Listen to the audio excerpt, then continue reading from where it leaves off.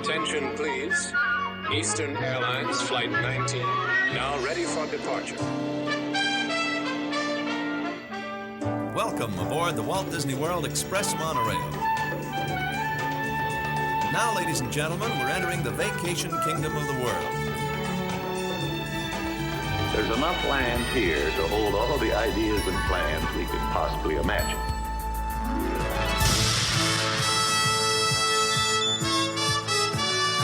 We call it Epcot. Will be our experimental prototype city of tomorrow. Welcome to another episode of the Retro Disney World Podcast, taking you back to the vacation kingdom of the world, the way it was, and the way it is in your memories. Hello, everybody. Welcome to this is Brian Miles. Welcome to a surprise little interview episode here of the Retro Disney World Podcast. With me tonight is Hal Bowers. Aloha, everyone. And I am, of course, greeting you from the Commonwealth of Pennsylvania. Todd and JT have the night off doing other things, but we wanted to do a quick interview tonight with not only a fan of the show, but a Disney artist who will be appearing soon at Disney Springs. And we wanted to let our listeners know because he does some great pertinent retro stuff, Disney stuff. And with that, I want to let Hal introduce our guest tonight. So tonight we have the pleasure of speaking with illustrator Dave Perillo, who is an illustrator from the Philadelphia, Pennsylvania area, right close by to Brian, I suspect. Absolutely. He is a silkscreen poster artist, and that art has been featured in gallery shows across the United States. And he does commercial work for clients such as Target and Warner Brothers, CBS Television, and Disney, of course, which is why we're particularly excited to have him here tonight. His artistic influences are 1950s science fiction films, Charles Schulz, Jim Flora, Ray Harryhausen, Roy Lichtenstein, Jim Henson, Hanna-Barbera cartoons, The Twilight Zone, Alfred Hitchcock, and advertising characters. He'll be appearing in person, live, at the Wonderground Gallery inside the Marketplace Co-op at the Disney Springs from October 21st to October 23rd. And with that, we would like to welcome Dave Perillo to the show. Thanks, Dave. Hey, how you all doing? Good. How you doing?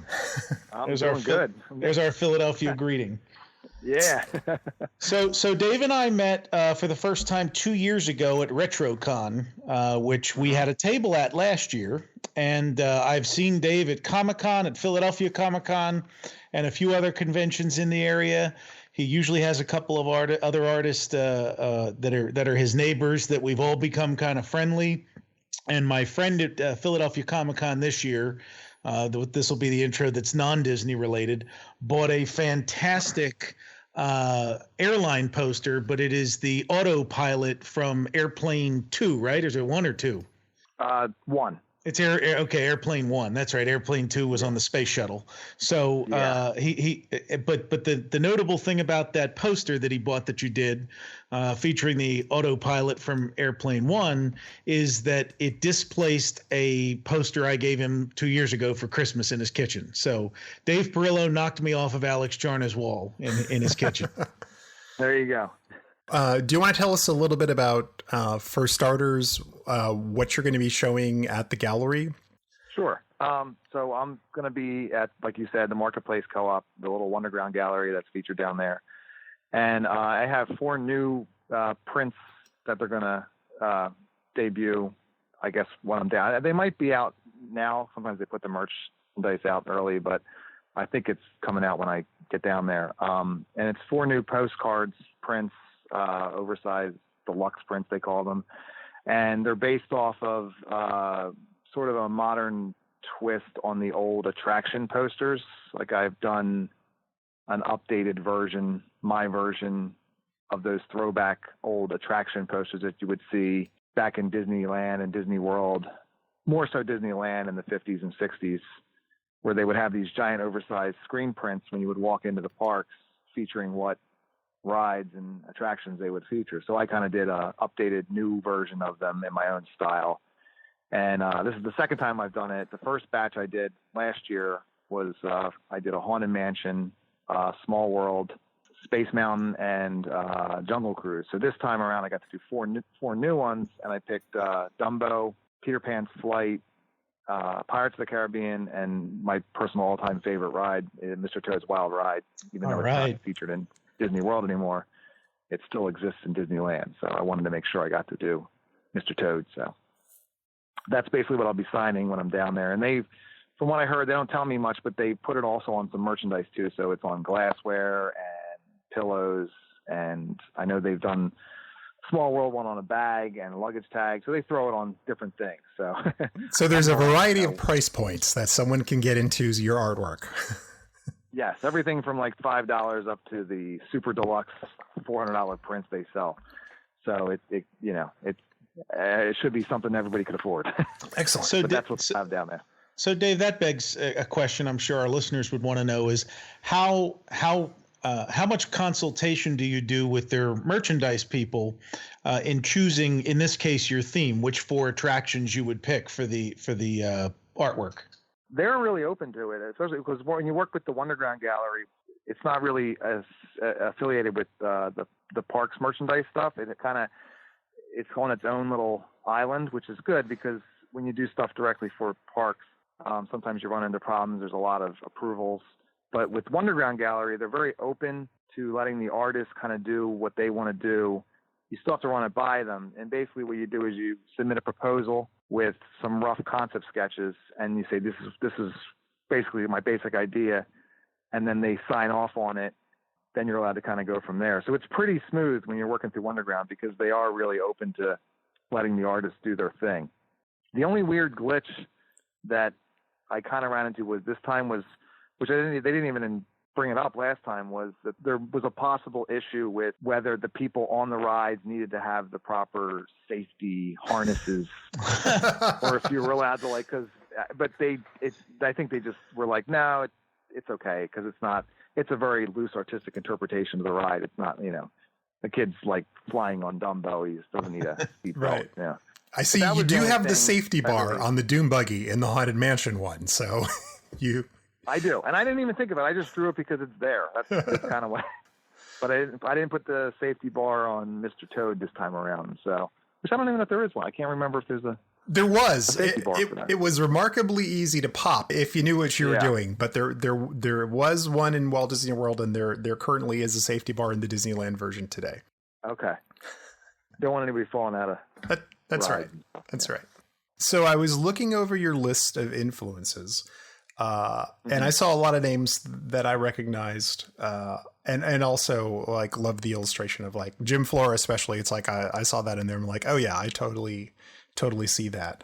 But one of the conspicuously missing names was actually Disney stuff. So what was your process of, how did you end up getting hooked up with Wonderground Gallery, or I don't know if maybe the relationship started with another facet of the company? But can you give us sort of like the quick point A and point B of how you launched your career and then how you ended up getting to work with Disney? Sure. Yeah. Well, I mean, one Disney artist that I am heavily influenced by is Mary Blair. So I do. It's just not on that list. I should update my influences. But Mary Blair is a definite influence on kind of what I do. Just from like the Small World aesthetic to, like just a lot of the stuff in Disneyland. So that's a big influence. But the way I kind of got into Wonderground Gallery was it started, I think it's been open now for maybe 5 years, maybe, the one in California. Uh-huh. And when they started it, they went out and they looked for artists. And I do a lot of work for a gallery called Gallery 1988 in Los Angeles. So they picked a lot of artists that do work with them because their whole idea behind the gallery was we want to do kind of a Disney version of that kind of pop culture art scene where they have these new contemporary artists kind of taking existing properties and things and doing their spin and take on it. So that was their whole pitch for that gallery to begin with. And I remember I was one of the first ones that got in there. It was like a group show, and it was the theme. They were going to have themes. They were going to have like a gallery show every 3 months, I think, and then rotate it out and have themes. And the first theme was Pixar. So we got to do different variations on Pixar things. And I think they've kind of dropped that kind of model for the gallery. Now it's just like stuff comes in.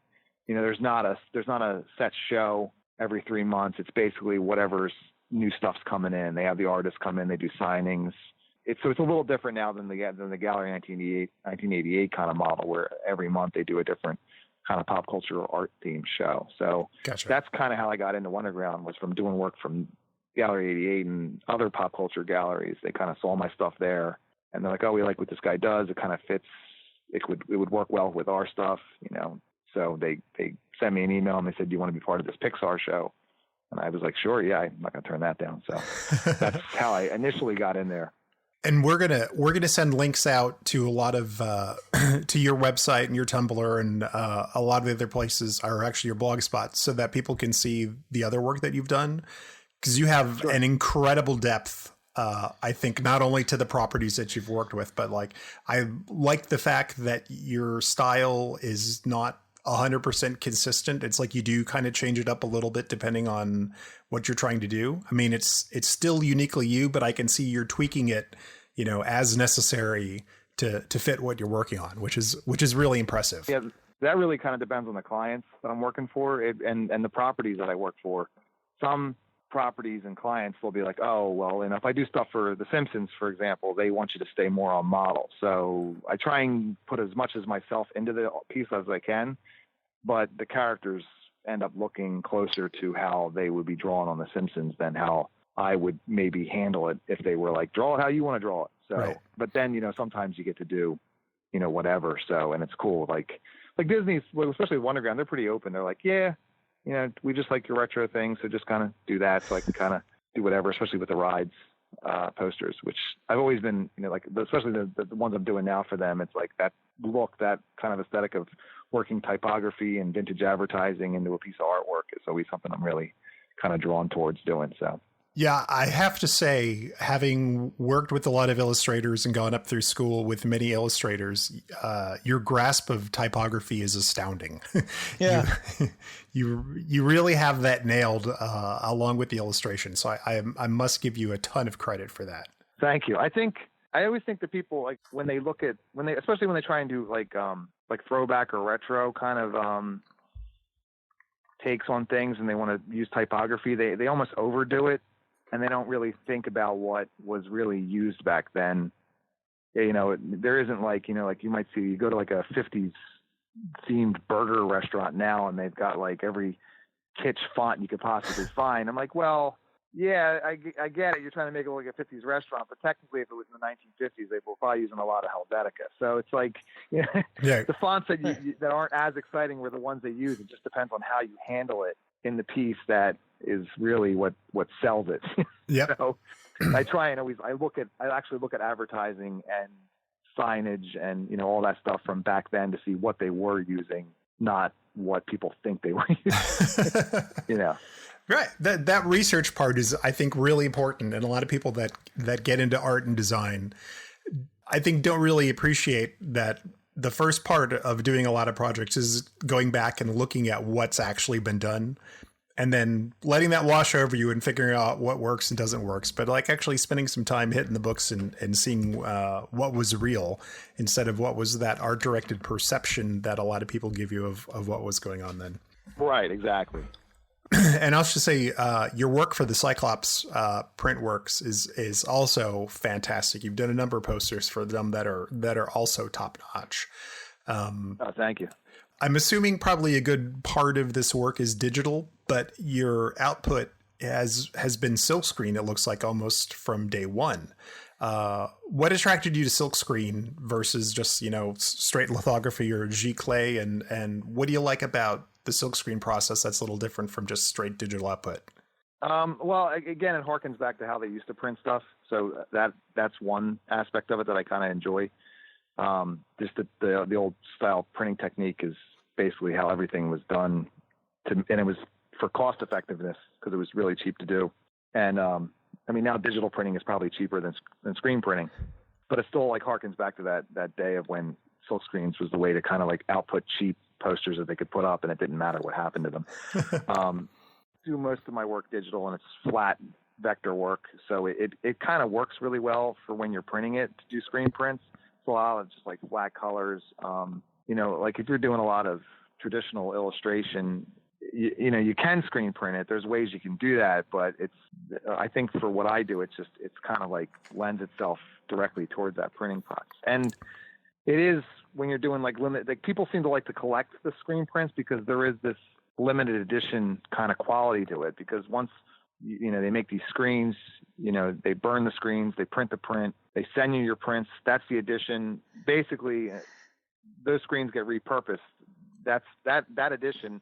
You could never create that edition exactly how it was from the first time you did it. There's going to be slight variations in when they mix the colors again, even if you try to do it again.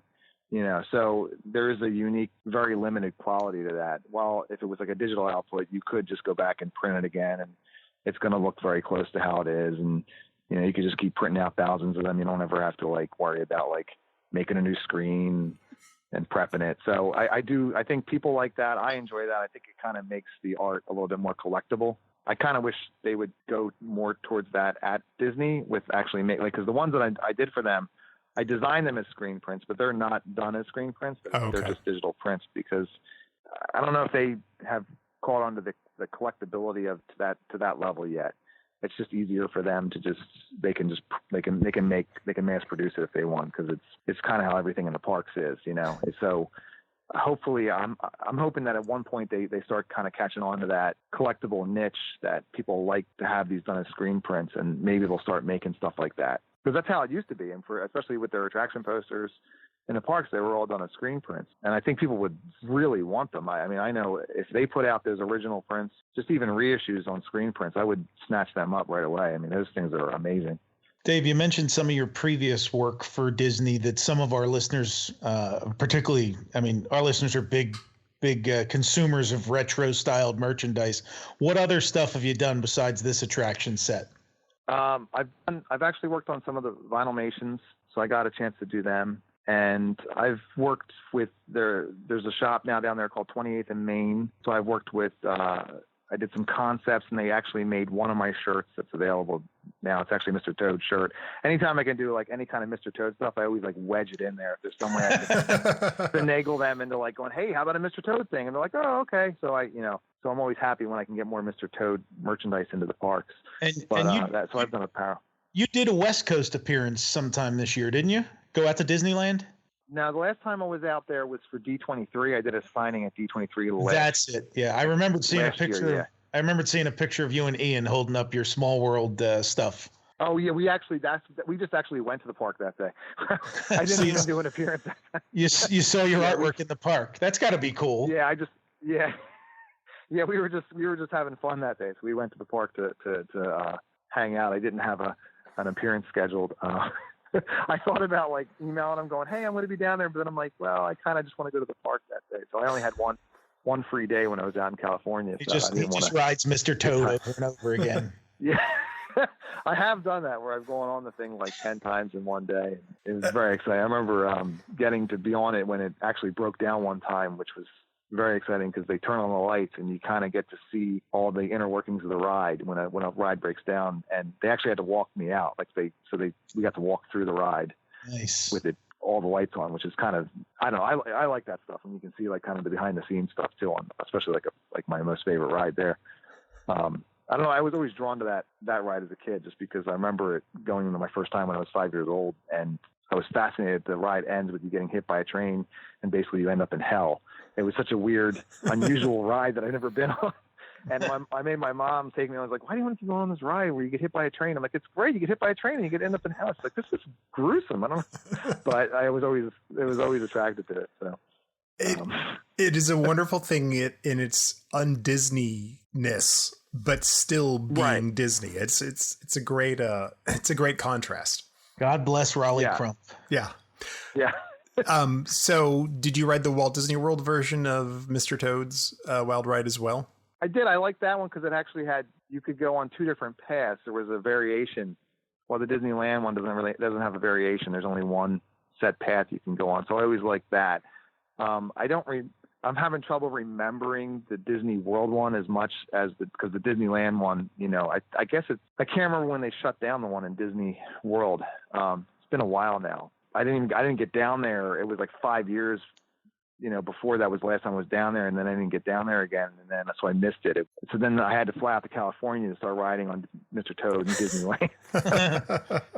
And now it's like I've been to Disneyland, I think even more than Disney World, just because I'm out in California a lot. So I have more of a clear recollection of what the one in Disney land is like. But I have like books on the attraction and like the map of the path, and I kind of remember that there was 2 ways you could go depending on how you went in. Yep. So that was kind of exciting. The outcome was still the same. You ended up getting hit by that train no matter what. Yes. So do you collect any art? You said that Mary Blair was a big influence on you. It's like, is there any artwork from the Disney parks or from Disney animation that you personally collect that you groove on? I don't buy too much.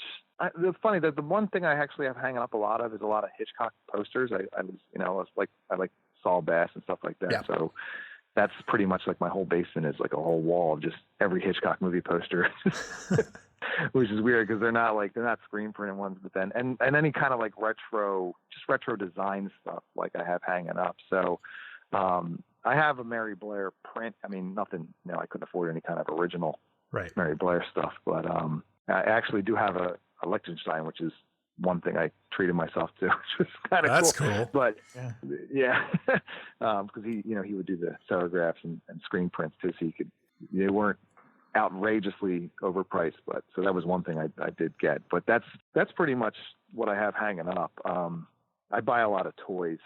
That's more of what I collect. Vintage toys and things like that. It's got to be hard staying in your budget and not spending all the proceeds from these conventions you go to, because walking the floor of these conventions, it's just every toy you ever wanted growing up is for sale somewhere on somebody's table. Oh yeah, RetroCon especially is really bad because I go there and I basically spend all the money I would make selling artwork. But it's like that's like my worst convention I go to with spending money. I try and be good at the other ones because a lot of the other ones it's new stuff, but I like to collect a lot of the vintage toys when I had as a kid. So like just this past one, like the other thing I collect is metal lunchboxes. So I have a decent amount of them now. So that when you go to RetroCon, somebody always has them, and I try and not go crazy with it and buy too many of them, but I was good this year. I held off. I just got an ET one. That was the only one I bought, but there was like a bunch that I wanted to get. But I'm running out of space for them because they're not like they take up a lot of room, the metal lunchboxes. So they're now just getting stacked up until I find some new way to display the new ones I get. But I got to figure out something. What's your holy grail lunchbox right now to get? To buy? Yeah, to buy. Well, an original Star Wars one that I had when I was a kid. I would love to get my hands on one of them again, but they go for a lot in good shape. You can find ones pretty beat up, but I don't like them super beat up. Like I can handle if there's a little bit of rust and maybe the kid's name's written on the inside. That doesn't bother me. Right. But to get like a decent one, they go for a couple $100. So, and I'm always trying to find like a good deal on them, especially RetroCon, because you can find people that sell them at a reasonable price and they're not too crazy, but that's the one I definitely want to eventually pick up. Was that the one with the Starfield with the X-Wing getting shot by the TIE fighter from behind on it? Yeah, that's it. Yeah, I have a repro of it. I had that lunchbox. At one point in my life, I had that lunchbox. That was the one I had growing up, and I had that and the Peanuts one, and I got the Peanuts one. I was able to find that because they made a lot of them, so they're not too hard to come by. But I was able to track that down. But do you happen to have the Walt Disney World one from that time period? From the 80s? No, I haven't gotten that one. I did see somebody had that. They were asking too much money for it, so I was like, I've seen it once. It might have been at RetroCon last year. It's a cool one though. It is neat. It's like the Walt Disney World one. Is that the one? There's a Disney World one, and there's a Country Bears one.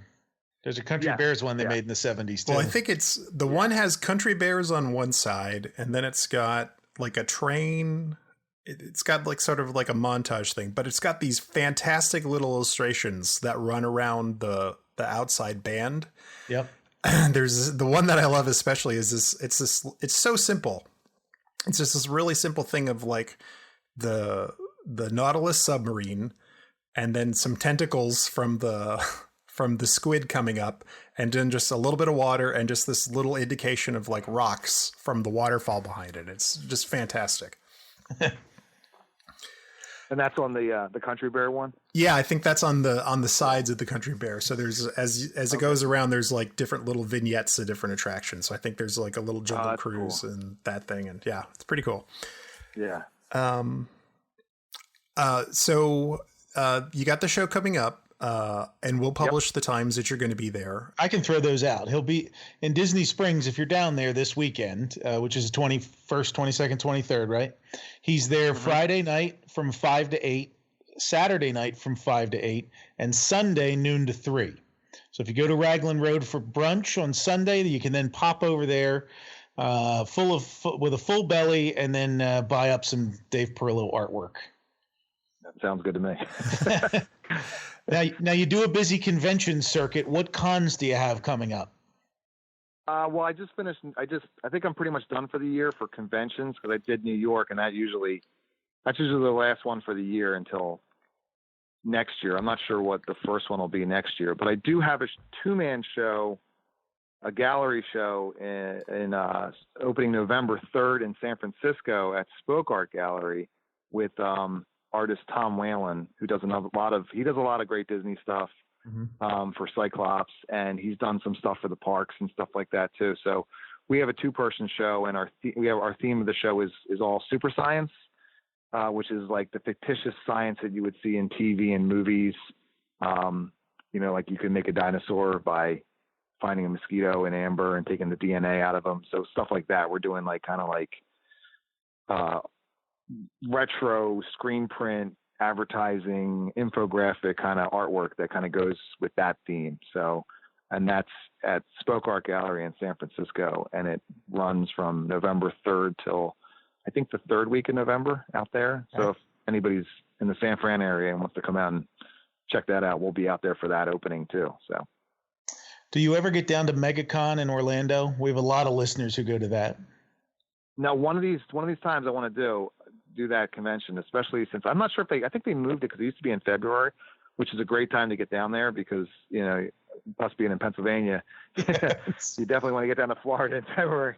So, but I think they moved it now. I think it actually is later in the year. So I definitely want to try and do that convention. The tough thing is my posters are so large and stuff like that. When you got to fly, you got to ship everything. And then it gets a little tricky getting all your stuff down there and set up, and it's definitely easier to drive to a convention. So, not that I wouldn't drive to Florida, but then it ends up being like a week-long trip of getting down, getting back, and then you're basically at a convention all weekend. But it is one I definitely want to check out eventually. Excellent. I'm sure our locals down there will be excited about that if you manage to make it. Yeah. Plus it's near Disney, so you can can't go wrong there. Sneak over. Yeah, yeah. Thanks for coming on. I'm going to try to see if I can get over that weekend to see you personally. Going to try to rope up the family and get him over there. Hal's been looking for an excuse to get over to property for a few months now. Oh, yeah. So. I'm always itching to figure out something. And one of my kids always wants to take a monorail ride, so I just have to see who I can hijack. So, Dave, why don't you tell all of our listeners where they can find you on the web? Oh, sure. So I go by Montygog, which is MONTYGOG. That's my name for Twitter and Instagram. I use them a lot. I also have a blog spot, which is Montygog, MONTYGOG.blogspot.com. And that's where I try and post it. I'm kind of lousy with updating my blog, but I do try and put stuff up there. But if you follow me on Instagram and Twitter, that's usually where I'm much more current on what's coming out. I try and constantly post, the next thing. So I keep up with Dave on Twitter. So, well, thanks very much for being on the show. And yeah, thanks for having me. Yeah, anytime. Next time you're coming around again, we will have you back on to talk about that too. Absolutely. Next time you want to roll out some new Disney stuff, let us know. We'd love to have you on and talk about it. Sure thing. Yeah, sounds good. Follow Todd McCartney and Retro Disney World on Twitter and Instagram at RetroWDW, on Facebook at Retro Disney World, And for all things Retro Disney World, including exclusive merchandise, visit us on the web at RetroWDW.com. On Twitter, you can find our producer, Jason Bartell from Deepwater Studios at JasonDWS, our announcer, Andre Gardner at Andre Gardner, and follow our hosts, Hal Bowers at Go Away Green, for JT Kuzier at LS1JT, and you can find me on Twitter and Facebook at Brian P. Miles.